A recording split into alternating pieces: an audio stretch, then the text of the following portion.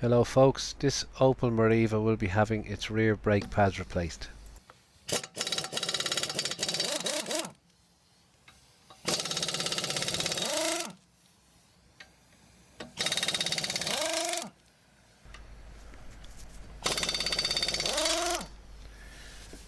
The wheel bolt sizes on these cars are 17mm. I'm removing the cap on the brake fluid reservoir so that the fluid level will rise easily when I push the pistons back later on.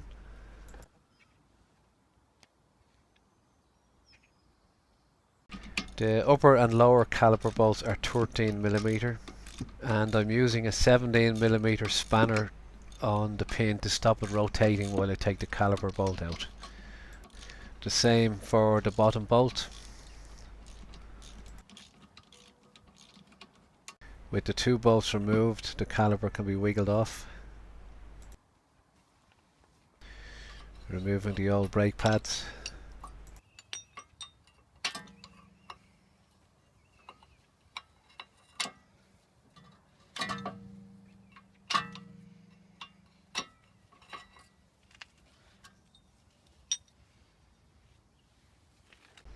Comparing one of the old pads with one of the new ones, you can see the difference in the amount of material on both.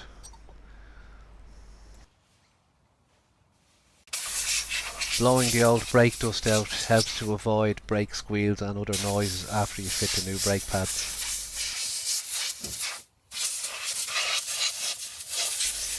The bad news is that you need a wind back tool to wind the piston back into the caliper. You can see the slots for the wind back tool to grab onto. This is a generic Draper, I think, wind back tool. It's a universal one that does lots of different cars.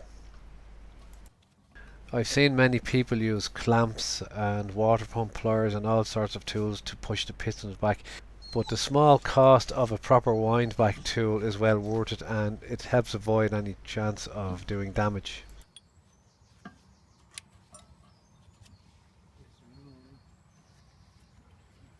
If you're watching this video on YouTube and you're finding it useful, I'd appreciate if you could click the like button.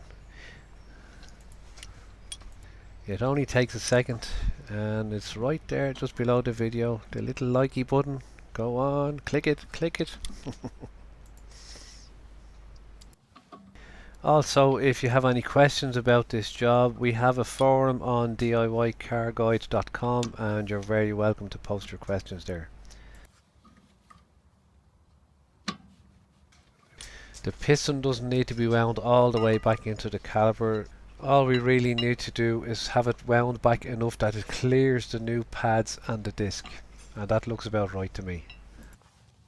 Copper grease on the metal backing parts of the brake pads helps to avoid brake squeal and other noises later on.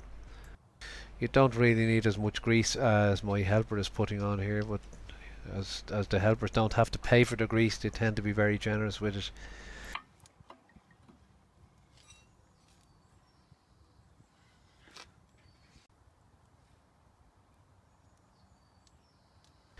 The brake pad with the metal clip I'm pointing at here goes on the inside of the disc. When the brake pads wear down enough, this clip makes contact with the disc and gives a light squealing noise as a warning that your brake pads need to be replaced.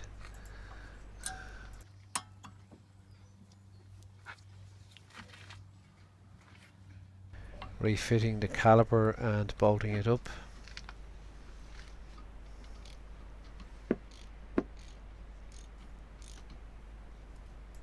Before driving away after fitting new brake pads, always remember to pump the brake pedal a few times to bed the pads onto the disc. With new brake pads fitted to both back wheels, I'm just checking the brake fluid level before I refit the cap. That's the end of this video, folks. Thanks very much for watching.